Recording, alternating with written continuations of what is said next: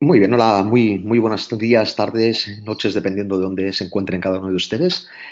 Como comentaba Daniel, mi nombre es Sergio Simón. Agradecería, por favor, si puede ser a través de la opción de preguntas, me indicarán si realmente me están oyendo correctamente, si están viendo bien la pantalla, en el que debe haber pues, la carátula de presentación, en el que alude al riesgo antes y después de ISO 31000.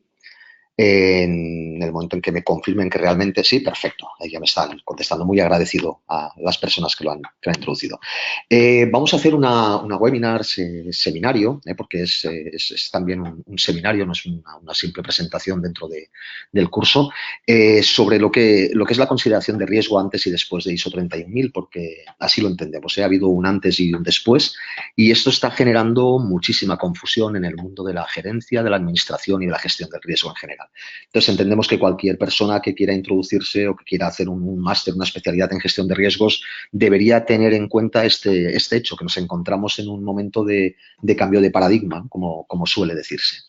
A partir de aquí, les agradecería que cualquier consulta, duda que les pueda surgir, la incluyan en el apartado de preguntas en la que ustedes pueden introducir eso, lo que consideren, y yo al final de lo que es la presentación intentaré dar respuesta al máximo de ellas. Sin más, bueno, decirles que vengo trabajando en el mundo de la gestión de riesgos desde hace ya más de 20 años. Por formación soy biólogo y licenciado en estadística, pero bueno, como les he comentado, siempre he estado estudiando lo que es la teoría y la utilidad del riesgo, y me he ido especializando en lo que son especialmente diseño de modelos de análisis. A partir de aquí, sin más, porque ya venimos con un pequeño retraso, me gustaría ya entrar en lo que es el contenido. Vamos a ver. Me gusta empezar estos seminarios siempre con esta primera frase, ¿no? Que lo que no se define no se puede medir, y lo que no se mide no se puede mejorar, y lo que no se mejora se degrada siempre. Para mí esta frase refleja lo que es el principio de la gestión del riesgo, que es la medición. Sin entrar en disquisiciones sobre si cuantitativa o cualitativa, yo necesito medir para obtener información que sea lo suficientemente interesante para ayudarme en mi toma de decisiones. La información no tiene que decirme qué decisión tengo que tomar, tiene que ayudarme a que yo tome las decisiones, porque al final las decisiones se toman en base a lo que denomino dos grandes conceptos, que son las creencias y las preferencias. Es verdad que las creencias, como probabilidades de ocurrencia futura de eventos, sí que pues, se basa en información cuantitativa y cualitativa, pero las preferencias es una cuestión completamente subjetiva. Es decir, qué importancia le doy yo a determinada ocurrencia de un evento no deseado, o qué daño considero yo que me va a hacer determinado evento no deseado, es una cuestión muy personal. ¿De acuerdo? Entonces, a partir de aquí es hacer simplemente esta disquisición de que voy a considerar o vamos a considerar el riesgo a partir de ahora como un conjunto o como una relación entre creencias y preferencias para tomar decisiones. Al final, esto es la gestión del riesgo, algo que me ayuda a tomar decisiones en ambiente de incertidumbre. Para ello, vamos a hacer una pequeña introducción sobre lo que ha sido el riesgo y lo que aborda ISO 31000. ¿Por qué trato ISO 31000? ISO 31000 se configura como una norma internacional que pretende ser un paraguas de todas aquellas normas, metodologías y sistemas que han ido considerando a lo largo de todos los años el concepto de riesgo. Es una norma que no es una norma de sistemas de gestión, no es una norma certificable, y esto ya lo verán a medida que vayamos avanzando con los cursos. Es una norma de principios y directrices. Lo que pretende es dar un marco de referencia sobre el que asentar las bases de la gestión, la gerencia, la administración de riesgos, que también en su momento les explicaré qué diferencias hay. Así pues, teniendo en cuenta que el riesgo definido en la ISO 31000 como el efecto de la incertidumbre sobre la consecución de los objetivos, lo que viene a decirme es que al final el riesgo no es más que una desviación de mis expectativas. Es una posible desviación de mis expectativas. Yo me marco un objetivo no es más que una expectativa, no es más que decir, oye, pues espero que vaya a vender tanto, espero que vaya a crecer en tanto por ciento, espero que no vaya a tener tantas no conformidades, etcétera. Es una expectativa que se basa en ¿qué? Como os he comentado antes, en mis creencias, en el grado de certeza que yo le asigno a cada uno de esos objetivos. Y por otro lado, cuando quiera calcular la magnitud del daño o la magnitud del beneficio de ese riesgo, voy a basarlo en ¿qué? En mis preferencias. O sea, ¿cuánto daño me causaría desviarme en 100.000 euros el presupuesto, en 200.000 o en 50.000? Por lo tanto, definimos riesgo en términos de ISO 31000 como el efecto de la incertidumbre sobre el objetivo. Esto es una acepción nueva de riesgo, es decir, vamos a definir de nuevo lo que es el riesgo. No, de hecho, esto es una forma de definir el riesgo que ya venía haciéndose tradicionalmente, perdón, pero partiendo de la base de que los objetivos no eran cualquier objetivo, sino minimizar la ocurrencia de hechos no deseados. La palabra riesgo que ya viene de risque, del árabe, ya data de siglos de rodaje por el mundo, y al final es una palabra, es un término que aparece por la necesidad de minimizar tanto la ocurrencia como la magnitud del daño de hechos no deseados. Aquí pone minimizar la ocurrencia de hechos no deseados. Bueno, podríamos decir minimizar la ocurrencia, y en aquellos casos en los que no dependa de mí, porque son procesos totalmente azarosos, minimizar también la magnitud de ese daño. A partir de aquí, en el sentido tradicional del riesgo, hablamos de qué hechos no deseados pueden darse, que son lo que tradicionalmente se consideran como escenarios y están basados en las consecuencias. Es decir, pues mira, yo puedo tener un accidente que me cause daños en el vehículo, o puedo tener, no sé, pues es que puedo tener un número de impagados determinado que haga que mis reservas como entidad financiera pues tengan que aumentar en la dotación de tanto, etcétera. Son hechos no deseados. O puedo tener el problema de que determinados trabajadores de mi empresa pues tengan accidentes laborales y por causa de ello, pues bueno, tenga problemas de producción, o tenga problemas de venta, o tenga problemas de lo que sea. Cada uno de esos riesgos, como conjunto de hechos no deseados, han sido tradicionalmente tratados, digamos, a partir de agrupaciones. Me explico. Todo lo que eran riesgos, por ejemplo, que me podían llevar a tener daños en mi sistema productivo en la industria, se consideraron riesgos industriales, y a partir de determinados riesgos muy importantes a nivel internacional, no riesgos, perdón, a partir de determinados accidentes internacionales de mucha importancia, se empezó a determinar que, bueno, que debería haber alguna norma, alguna directiva, algún tipo de sistema de gestión que me permitiera pues, minimizar la ocurrencia de esos hechos no deseados, como puede ser la directiva Seveso, por ejemplo, o directiva de accidentes graves. Es decir, hay un conjunto de hechos no deseados que la sociedad se pone de acuerdo en que comparten determinadas características y se ponen de acuerdo en que es necesario que no ocurran con tanta frecuencia, o que en caso de ocurrir no causen tantos daños. Lo mismo pasa con los riesgos laborales. Nos damos cuenta de que hay accidentes en el entorno de trabajo que de alguna manera tenemos que gestionar para que no ocurran tantas veces, o como mínimo no con tanta gravedad. A partir de allí aparecen pues, lo que son sistemas de gestión de riesgos laborales. Por otro lado, hay otro tipo de riesgos más relacionados con el mundo empresarial, que depende de que determinadas actuaciones en mi sistema de producción, de entrega o de prestación de un servicio me lleven a que mis ventas disminuyan. Fijaros que eso también es un hecho no deseado. El decir que yo tenga problemas en la continuidad de mi negocio es algo a lo que se enfrenta el mundo empresarial de forma general, y se aborda mediante ¿qué? Pues mediante algo tan conocido por todos como es la ISO 9001. Es un sistema de gestión de la calidad. ¿Para qué existen los sistemas de gestión de la calidad? Pues para reducir, minimizar la probabilidad de ocurrencia de hechos no deseados. En este caso, el hecho no deseado es no tener contento al cliente, porque al final eso va a redundar en que mi objetivo de crecimiento, de rentabilidad, de ventas, pues se vea de alguna manera afectado. Lo que quiero decir con esto es que fijaros que tradicionalmente ya se hablaba del riesgo como efecto de la incertidumbre sobre los objetivos, pero los objetivos se enmarcaban como bloques de tipos de riesgos, para que entendamos, o de tipos de escenarios. El bloque de riesgos laborales, el bloque de calidad, el bloque de riesgos industriales, el bloque de etc, etc. A partir de aquí, lo que tenemos es diferentes tipos de escenarios, diferentes grupos que nos llevan a diferentes sistemas de gestión. Otro caso muy clásico es el de gestión de proyectos. Al final, PMBOK y compañía es algo que nace por la necesidad de gestionar las desviaciones sobre la planificación de un proyecto. A partir de aquí, lo que todos comparten, todos los sistemas o todas las metodologías para abordar esta gestión de riesgos tradicional, es que lo primero que hay que hacer es identificar de dónde pueden venir esos eventos. O sea, qué puede producir que haya un evento no deseado.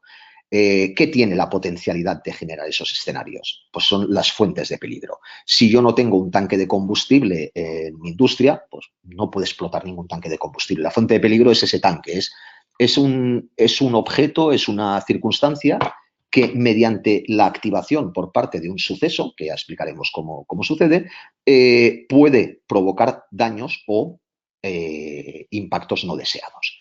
Por otro lado, todos coinciden en que posteriormente a haber identificado esas fuentes de peligro, debo identificar qué puede materializar esa potencialidad. Es decir, tener un tanque de combustible en mi industria no es suficiente para que haya un riesgo. Debe haber algo que convierta ese tanque de combustible en un daño. Ese algo pues puede ser una fuente de ignición, puede ser elementos que puedan chocar contra el tanque, puede ser muchísimas cosas. Puede ser un error humano en que no se haya cerrado bien una válvula, etc. Entonces, volvemos. Lo primero es identifico escenarios, consecuencias, qué cosas me pueden pasar que yo no quiero que me pasen. Lo segundo es qué elementos hay que tengan la potencialidad de generar esos daños, la fuente de peligro. Lo siguiente es qué puede materializar esa potencialidad, es el famoso evento y suceso.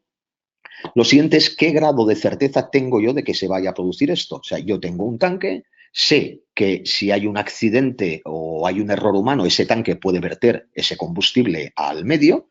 Pues, a ver, ¿qué grado de creencia tengo yo o qué grado de certeza tengo yo de que eso pueda suceder? Si en los últimos 20 años se ha derramado 200.000 veces tanque a la superficie, la probabilidad de que ocurra en el siguiente año sigue siendo muy alta si yo no he hecho nada.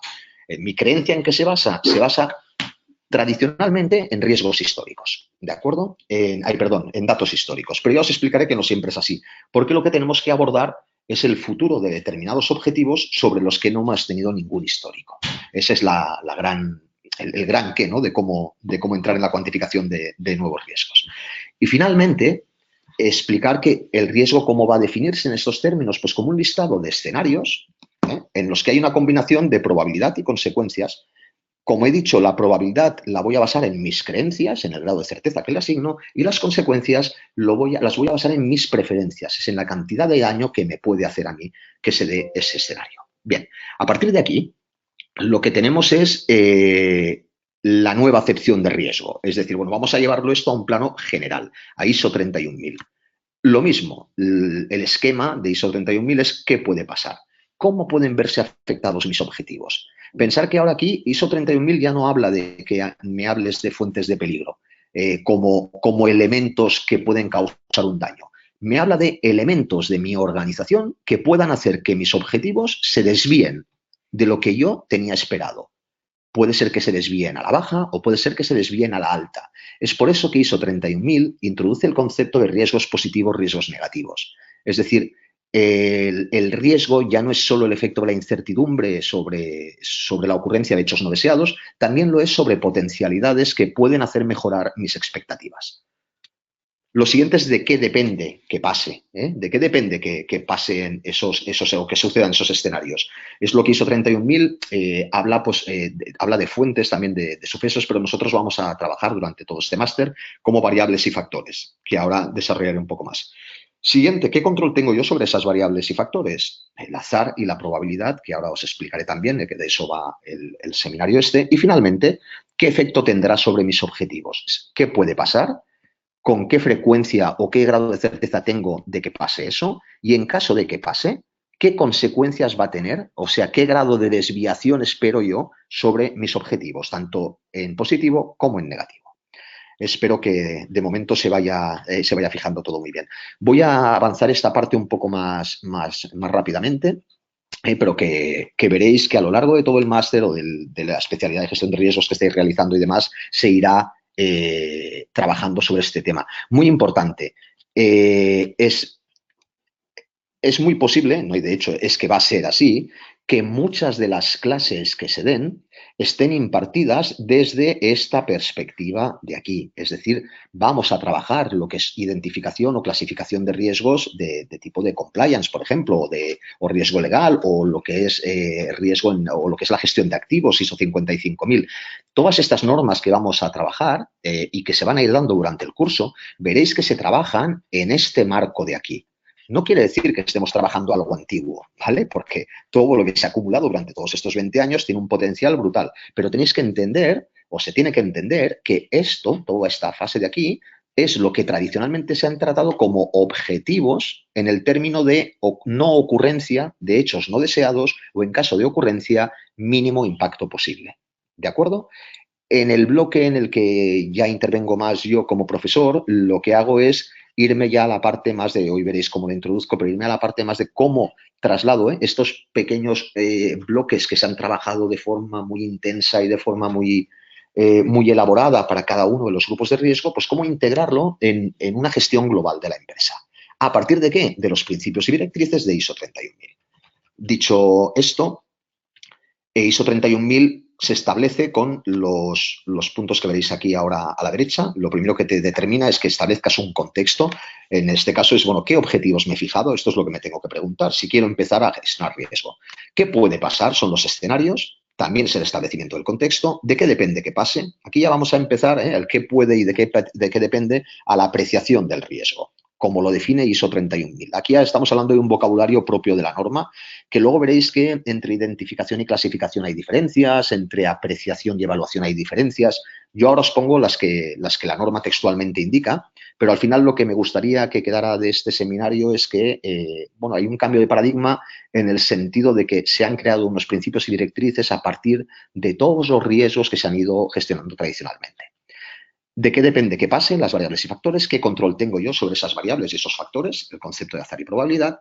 Es la parte de análisis de riesgo en la norma. ¿Qué efecto tendrá sobre mis objetivos? Es la parte de evaluación. Y finalmente, ¿qué puedo hacer para potenciar los positivos y disminuir los negativos? Es la parte de tratamiento del riesgo.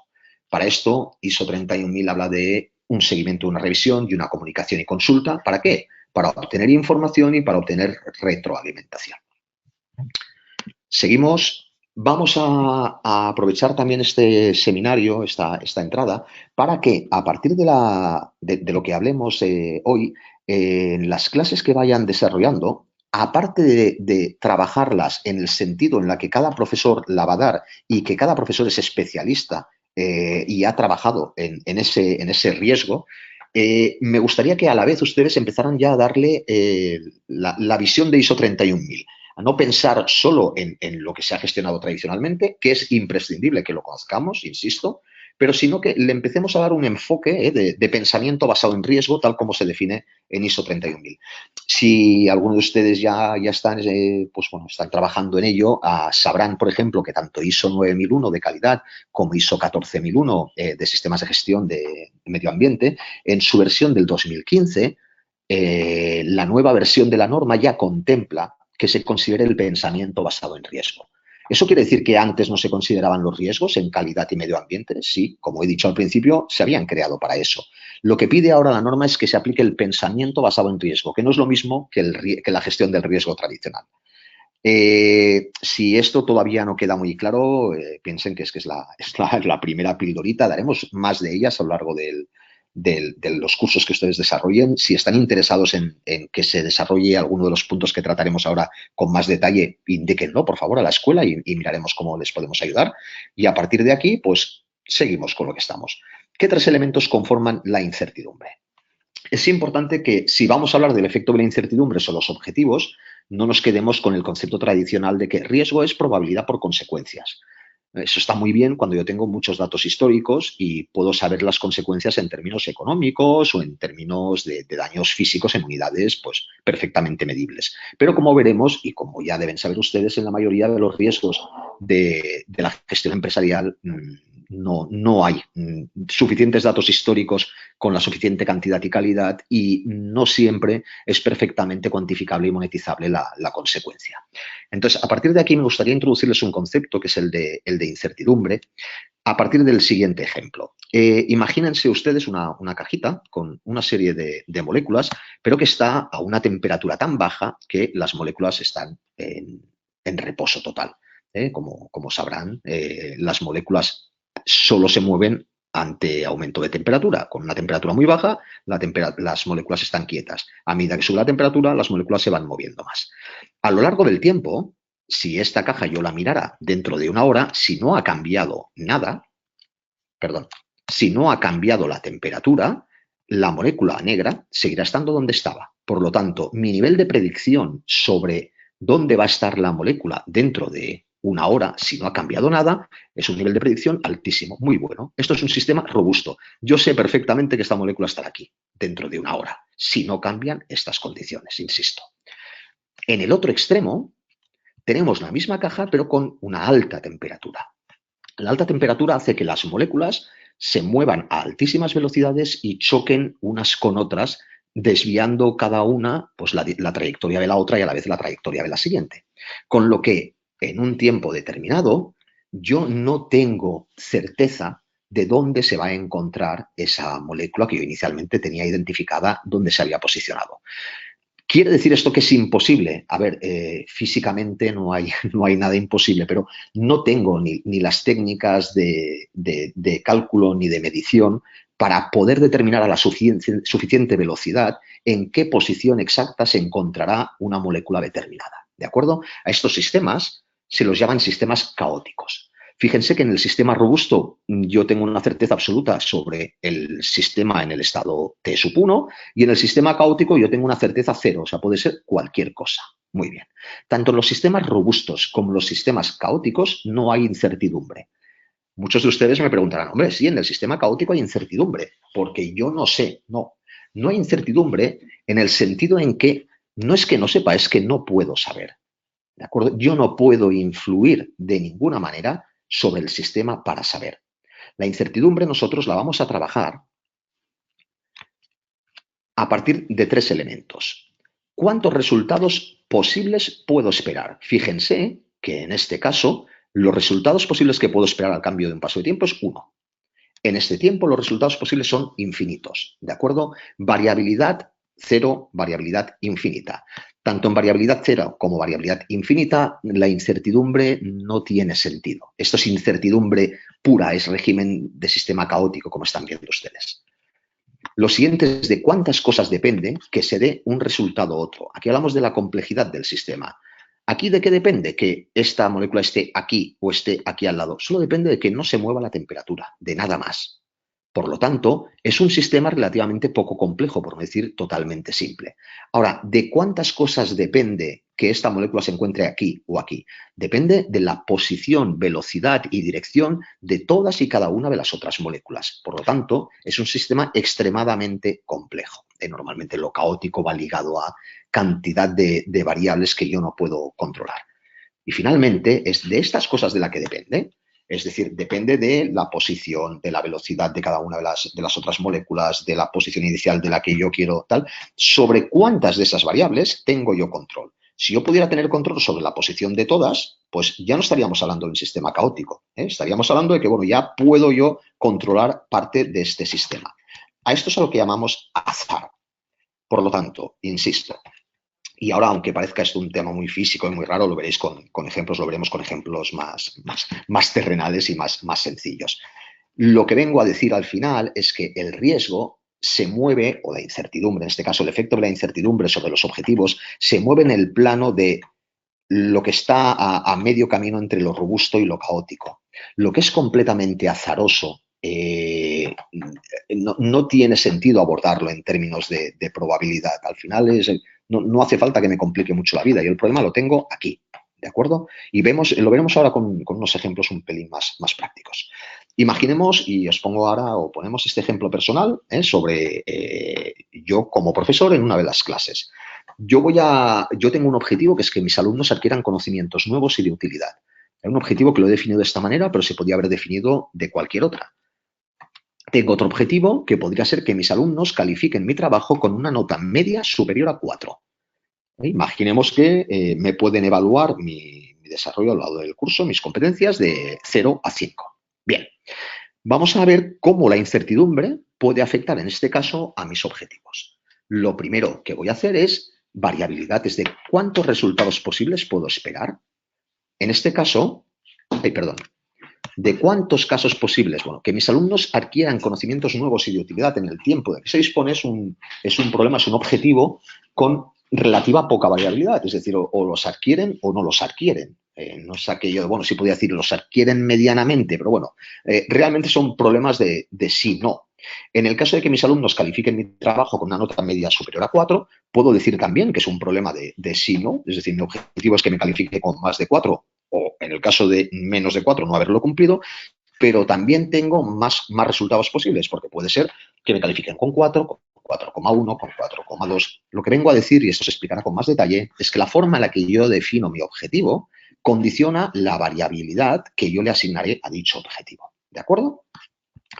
Lo siguiente que voy a tener que mirar es la complejidad. Es decir, de cuántas cosas depende que se dé un resultado u otro. Fijaros que mis alumnos adquieran conocimientos nuevos y de utilidad depende de factores, que es lo que hemos denominado antes, o variables, tales como pues, los conocimientos anteriores que tuvieran antes de empezar este máster. Pero también dependerá de mi capacidad de didáctica, dependerá de la calidad de los materiales que presente, dependerá de mi experiencia como docente, dependerá de la predisposición que tenga el alumno a adquirir nuevos conocimientos. ¿De acuerdo? Yo aquí anotaría todo aquello que puede hacer que mi objetivo se vea afectado de una o de otra forma. Y lo siguiente que haría es, de todas estas cosas que yo he anotado en esta casilla, determinar sobre cuántas yo tengo control. Evidentemente, sobre la predisposición de los alumnos a adquirir nuevos conocimientos, como comprenderéis, no tengo ninguna capacidad de control. O sea, es decir, no depende de mí esa predisposición. Lo que tendría que hacer es obtener información para poder asignarle una probabilidad de que alta a que mis alumnos tengan predisposición a adquirir nuevos conocimientos. En teoría, yo ya podría intuir, puedo tener las creencias, como os he hablado al principio, de que hay bastante buena predisposición. ¿Por qué? Pues porque esto no es precisamente un curso gratuito, sé que cuesta un esfuerzo, cuesta un tiempo y nadie se pone a esto pues para pasar el rato. Tiene predisposición a conseguir unos resultados. Por otro lado, también hay otras variables que hemos comentado como mi capacidad didáctica. ¿Depende de mí esa variable? Hombre, pues claro que depende de mí. Eso ya no es una variable tan azarosa. Por lo tanto, todo lo que yo pueda hacer mejorar esa variable va a ir en favor de mejorar la consecución de mi objetivo. Espero que se haya entendido de momento este concepto. La idea es que cualquier objetivo, y plantearlo así, imaginar el objetivo en prevención de riesgos laborales, no tener más de 10 accidentes graves en el próximo año, en una planta petroquímica. Bueno, ¿cuál es la variabilidad? La variabilidad es, en los términos de más de 10, yo puedo saber que los accidentes graves pueden ser de 0 a, puedo esperar que se den 1000 accidentes graves, ostras, no ha pasado nunca, ¿vale? ¿Puedo esperar que se den 100? Tampoco. Normalmente nos hemos movido entre 8 y 30. Muy bien. Ya sé que es una variabilidad de 8 a 30, que no es lo mismo que hablar de 0 a 1000 o de 0 a 200.000. Lo primero que tengo que hacer es situarme, ese marco, ese contexto que habla 31.000, en el orden de magnitud. ¿De qué estoy hablando? Estoy hablando de unidades, de decenas de miles, estoy hablando de porcentajes. En este caso, al decir no más de 10, estoy hablando de unidades. Además de unas unidades que se mueven en unos intervalos de decenas, pues entre 5 y 30, entre 5 y 45. Esa es la variabilidad. La complejidad es de cuántas cosas depende que se dé un resultado u otro. Pues evidentemente dependerá de la cantidad de trabajadores que yo tenga, de la cantidad de puestos de trabajo que tenga sujetos o condicionados por operaciones de riesgo. Dependerá de una serie de variables que, como os he dicho luego, sobre cada una de ellas yo tendré un certificado, un determinado grado de influencia.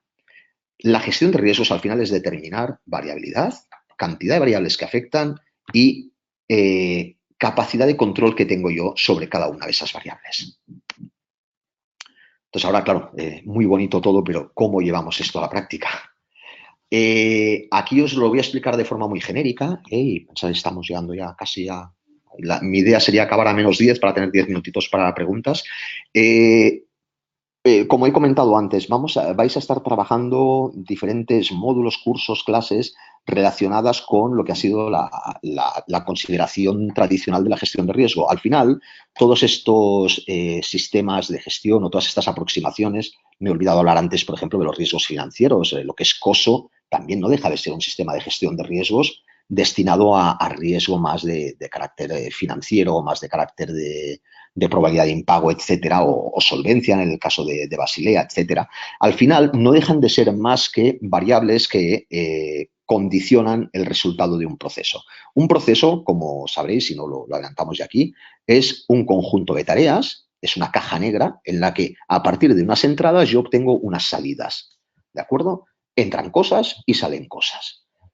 ¿De qué depende lo que salga? Evidentemente dependerá de lo que entre y de lo que haga aquí dentro con lo que ha entrado. Os voy a poner el ejemplo de una dirección comercial. ¿Qué entra en un proceso de dirección comercial, en un proceso de un departamento de ventas, lo que es la acción de venta? Pues entrarán vendedores, entrarán unos números de visitas que pueden hacer estos vendedores, entrará un porcentaje de conversión, es decir, de esas visitas, cuántas se convierten en ventas, entrará el precio de venta, el precio medio de venta, los gastos de representación. Si yo entro esto dentro de mi proceso de dirección comercial, acabo teniendo pues, unas determinadas ventas, una determinada satisfacción o no del cliente y unas determinadas reclamaciones o insatisfacción del cliente. Al final, esto, el número de vendedores, el número de visitas, las ventas finales, esto es la incertidumbre inherente al sistema. Es decir, ¿el número de vendedores influye en la cantidad de ventas que hago? Sí. ¿En qué grado? Pues hay una variabilidad y un azar. Es decir, al final yo sé que de media cada vendedor pues que incorporo a mi plantilla me aumenta las ventas en 100.000 euros. Pues bueno, es más o menos 100.000 más o menos 5.000. Esa incertidumbre, esa variabilidad, esos más o menos 5.000, es algo inherente al sistema que yo no voy a controlar como riesgo. Lo tengo que tener medido y yo sé que un vendedor me aporta 100.000 más o menos 5.000 euros. Ahora, ¿qué es lo que puede hacer que mi objetivo, que es que esa media se siga cumpliendo o hasta aumente, se pueda ver afectado? Pues lo que se considera entonces son los eventos extraordinarios.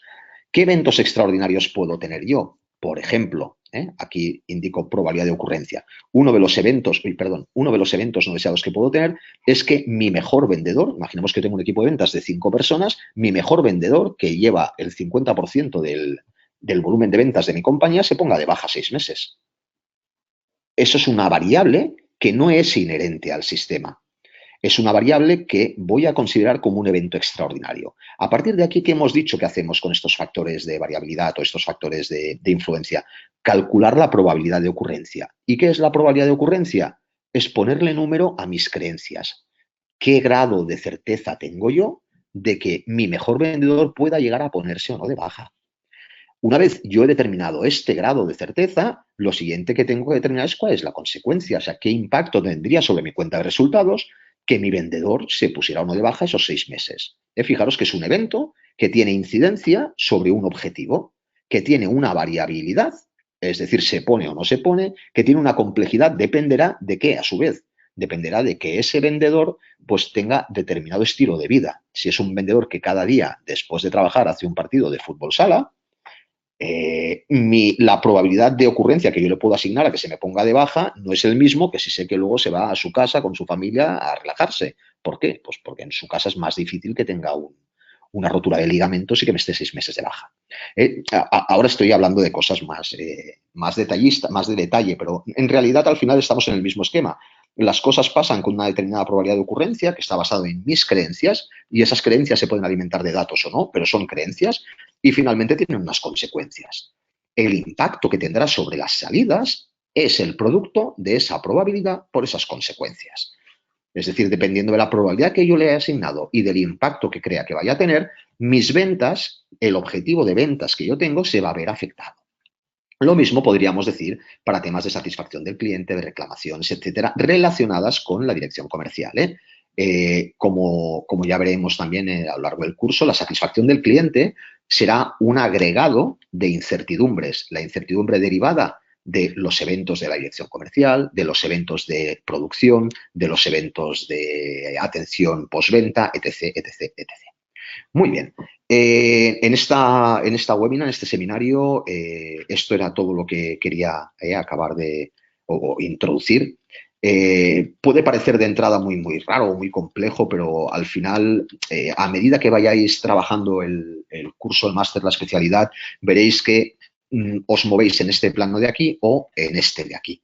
Entonces es muy bueno que ya de entrada, al haber dado este seminario, a medida que vayáis dando clases, digáis, ostras, pues mira, ahora estamos trabajando la parte de eventos y sucesos de un tipo, de un grupo de riesgos que se habían abordado de forma tradicional, pues como para dar respuesta a que no ocurrieran esa tipología de riesgos.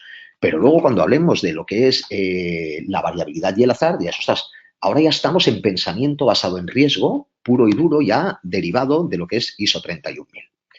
Bien, me gustaría, entonces, a partir de aquí, si tienen a bien, pues realizar algún tipo de pregunta. Vamos a ver si soy capaz de visualizarlas. ¿Todo correcto? Vale. A ver, ¿me podrían, por favor, indicar alguno de ustedes si me escuchan perfectamente?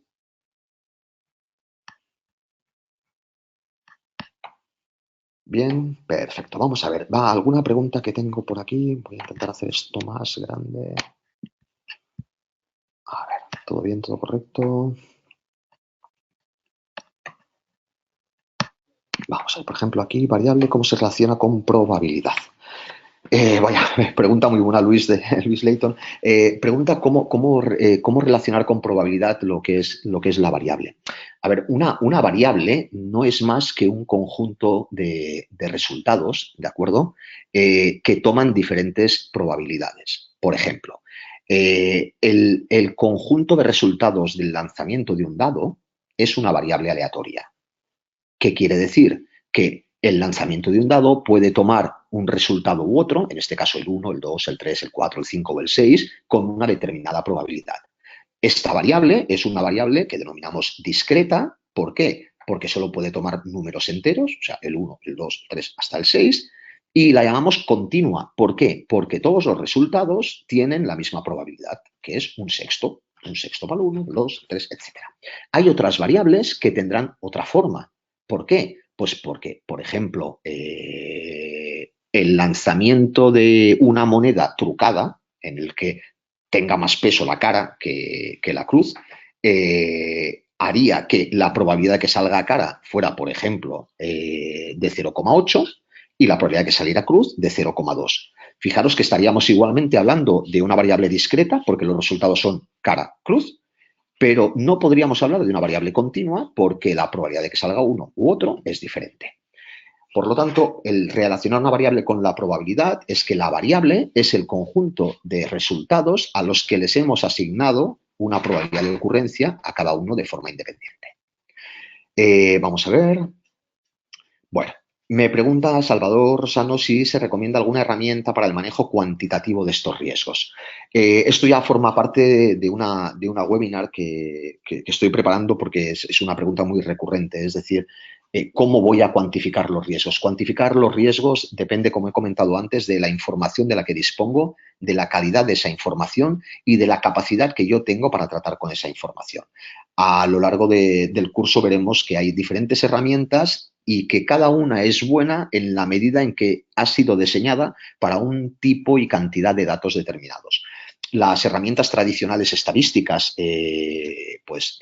como pueden ser herramientas que trabajan con regresiones lineales, que trabajan con análisis multicriterio, etcétera, se basan en tener datos históricos y en que el evento que yo estoy analizando siga ocurriendo en el mismo entorno. Es decir, hay un caso muy explicativo para esta pregunta. En un proyecto teníamos que analizar la probabilidad de que los tanques de combustible enterrados en el subsuelo tuvieran fugas o no. Entonces, lo primero que hicieron los que estaban abordando el análisis fue recoger datos de fugas de los últimos 20 años y a partir de ahí decir, bueno, pues si me falla un tanque cada año, la probabilidad, teniendo X tanques para el año que viene, será de X. Bueno, esto sería correcto si los tanques enterrados durante estos 20 años fueran exactamente iguales y en las mismas condiciones. Pero en 20 años la evolución de los tanques de combustible enterrados ha sido muy importante. Al principio eran de pared simple y chapa y ahora son de pared doble, en piscina de hormigón, con detectores antifuga automáticos, etcétera. Por lo tanto, intentar hacer una regresión en base a datos históricos si las condiciones no son las mismas, no es correcto. Así que se utilizaría otro tipo de estadística bayesiana, etcétera, que es más acorde a lo que se necesita. A ver, ¿alguna pregunta más por aquí?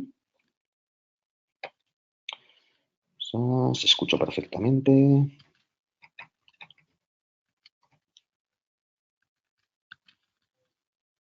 Aquí.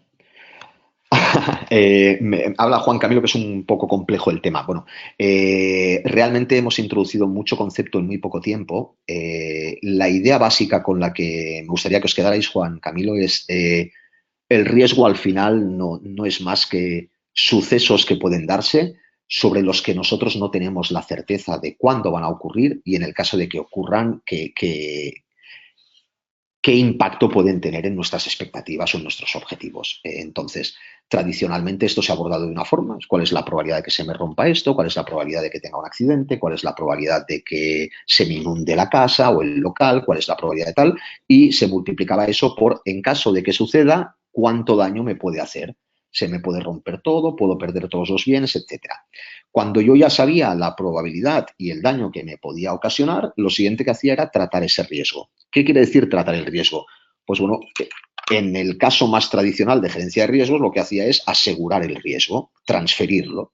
Es decir, si yo creo que algún día me puede pasar algo que me puede causar un daño irreparable, pues contrato una póliza de seguros que lo que hace es que en caso de que me ocurra, yo esté cubierto y el efecto que ese evento tenga sobre mis objetivos, que es seguir con mi empresa y obtener rentabilidad, pues no se vea comprometido. Ese era el seguro. ISO 31000 lo que te dice es, bueno, muy bien, oiga, eso está perfecto, pero vamos a verlo desde una perspectiva más holística, más general. No pensemos solo en una lista de cosas malas que me pueden pasar, pensemos en todo aquello que pueda afectar para bien o para mal a mis objetivos, no es nada más. Entonces, cuando hablo de que la incertidumbre tiene tres componentes, que es la variabilidad, el azar y la complejidad, al final quedaros con dos cosas solo. La incertidumbre depende de dos cosas: de cuántas variables influyen en el resultado, que eso es la complejidad, y de qué control tengo yo sobre esas variables, es el azar. ¿De acuerdo? Entonces, ¿qué control tengo yo sobre el resultado en el lanzamiento de un dado? Ninguno. Entonces, ¿tengo que hacer yo algún modelo matemático sobre...? Evidentemente, yo podría predecir ¿pensáis que podría predecir el resultado en el lanzamiento de un dado? Todo el mundo me dice, no, es completamente azaroso. Más que completamente azaroso, es infinitamente costoso poder predecirlo. Pero si yo supiera el ángulo o el punto de partida del dado en mi mano, la altura de mi mano con respecto al suelo, el ángulo de salida, la velocidad de salida del dado de mi mano, el impulso que le doy a ese dado y el movimiento, el coeficiente de rozamiento con el aire, la velocidad a que el dado cae, etcétera, etcétera, etcétera, podría llegar a decir que con esos datos de entrada el resultado va a ser un 4. ¿Me entendéis? Eso quiere decir que todo en teoría podría ser medible, pero llega un momento en el que depende de tantas cosas y yo tengo tan poco control sobre todas que lo llamamos un proceso azaroso, que son los experimentos estos aleatorios cuando estudiamos probabilidad y azar en la universidad o en la escuela. El lanzamiento de una moneda, el lanzamiento de un dado. ¿Quiere decir que no se pueda medir? Ya os he dicho, todo es medible en esta vida, pero es tan costoso que asumimos que va a pasar por azar, punto. Lo mismo pasa con la meteorología. Al final, los modelos meteorológicos podrían ser perfectos sobre si dispusiéramos de una infinidad de datos en tiempo real en la velocidad de computación suficiente, pues quizás podríamos asegurar con muchísimo más de lo que se asegura ahora. Bien, voy a ver cómo voy de tiempo y 53, me quedan 5 minutitos. Me pregunta Jorge Duarte si la norma ISO 31000 nos puede permitir la transferencia del riesgo de transporte de una empresa de servicios kármicos sin que mi empresa la maneje. En ISO 31000 lo que va a hacerte pensar es, o lo que te dice es, haz un esquema mental de cómo vas a abordar este riesgo. El esquema que hay, el riesgo que me dices es un riesgo de transporte. Bien, el riesgo de transporte, ¿de qué variables depende? Entonces diremos, pues depende del tipo de vehículo que tenga, de la antigüedad que tenga ese vehículo, dependerá del conductor y de su experiencia, dependerá del tipo de rutas que haga, dependerá de la climatología y del tipo de vías que yo vaya circulando, etcétera, etcétera, etcétera. Lo siguiente que te va a decir ISO 31000 es, oye, ¿qué grado de certeza tienes tú de que se pueda dar cada una de esas variables, de esos factores de variabilidad? Es lo que llamamos análisis. A partir de aquí, una vez yo he analizado, te va a decir, oye, en caso de que se dé cada una de estas, ¿qué impacto va a tener sobre tu cuenta de explotación? Es lo que vamos a denominar consecuencias. Al final, yo lo que voy a obtener es una probabilidad por un impacto, como os comentaba, y por lo tanto voy a tener un efecto de la incertidumbre sobre mis objetivos. Ahora bien, ese efecto de la incertidumbre sobre mis objetivos, yo voy a tener que primero considerar si lo acepto o no lo acepto tal como está. Podría decir, bueno, pues aunque me pase lo peor de lo peor, mi empresa va a seguir igual. Eso quiere decir que tú eres una persona o es una organización con muy poca aversión al riesgo. Las organizaciones con poca aversión al riesgo no transfieren riesgos. ¿Me entiendes? ISO 31000 te ayuda a pensar de esta manera. Es decir, cuando tú hayas visto que eso no es aceptable para tu organización o porque compromete los objetivos de forma muy drástica, te plantearás si eliminas determinados factores de variabilidad. Por ejemplo, podría decir, ¿me puedo permitir ir siempre por autopista para eliminar los viajes por carreteras pedregosas que aumenten tanto la probabilidad de ocurrencia? Si me lo puedo permitir, igual no hace falta solo transferir. Tengo que mitigar primero y luego transferir. Voy a responder un par más. En cuanto a la valoración de riesgos, ¿cambia el proceso de establecimiento? A ver, no sé si he puesto en esta de aquí. Hablas de valoración de riesgos y de proceso de establecimiento, Juan Alfredo. A ver, la valoración del riesgo al final es un poco asimilable a lo que es la apreciación del riesgo. Es decir, yo voy a analizar un riesgo, lo voy a cuantificar, ¿de acuerdo? Y lo voy a comparar con mi nivel de aceptación de ese riesgo, con mis criterios de riesgo. Y al final lo voy a evaluar. Cambia el proceso de establecimiento. No sé si te refieres a que una vez yo ya he realizado esta fase de aquí y me pongo a tratar, si el establecimiento del contexto se ve afectado. Efectivamente, sí. La respuesta es que claro que sí. Por eso ISO 31000, no sé si aquí se acaba porque esta no es la webinar de ISO 31000, se establece como un proceso de, fijaros aquí, seguimiento y revisión, establecimiento de contexto, como un proceso que sigue el esquema del tradicional ciclo de Deming de todas las ISOs de mejora continua. ¿Por qué? Porque los resultados producto de mis actuaciones influyen en el nuevo planteamiento del problema. Por lo tanto, en cuanto a la valoración de riesgos, ¿cambia el proceso de establecimiento? Pues sí, cada vez que yo acabo un proceso de apreciación del riesgo y ejecuto unas acciones, porque debo tratar ese riesgo, tengo que partir de un nuevo establecimiento del contexto. Y vamos a ver si puedo hacer alguna más. ¿Se contempla la interrelación entre las diferentes ISO? A ver, en ningún sitio se habla de ello. Yo tengo una opinión personal al respecto. Para mí, ISO 31001 es una norma que recoge una forma de pensar, una forma de afrontar la incertidumbre. Por debajo de esta forma de pensar y de afrontar la incertidumbre están todas aquellas normas que me permiten gestionar aspectos de las organizaciones y determinados grupos de riesgos o de tareas o de actividades. Ahí es donde ya estaría ISO 14000 para el medio ambiente, 27001 para seguridad informática, 55000 para activos, 9001 para calidad, 45001 para prevención de riesgos laborales, etc., etc., etc. Y finalmente, para mí, hay una norma que ahora, y insisto, es una apreciación completamente personal, pero coge muchísima más relevancia de la que tenía antes, que es la que sí que entiendo que aglutinaría todo esto, que es la 22301 de continuidad del negocio. Al final, tal como lo veo yo, ISO 31000 estaría arriba como una norma de forma de pensar. Las otras normas ISO de gestión estarían como normas para identificar de forma ordenada los efectos que la incertidumbre de cada uno de esos aspectos tiene sobre mis objetivos. Y finalmente la norma 22301 me daría una idea global y resumida de cómo a través del pensamiento basado en riesgo y mediante la correcta gestión de cada uno de esos, de cada una de esas ramas, yo puedo hacer una gestión global de mi organización para cumplir con el mayor de mis objetivos, que es continuar con el negocio, es decir, mantener o aumentar la rentabilidad de forma social y ambientalmente responsable. Lamentablemente tendría que dejarlo así aquí. Veo que hay muchísimas preguntas. No puedo dar respuesta a todas. Lo que sí es que seguiremos trabajando en webinars de este tipo.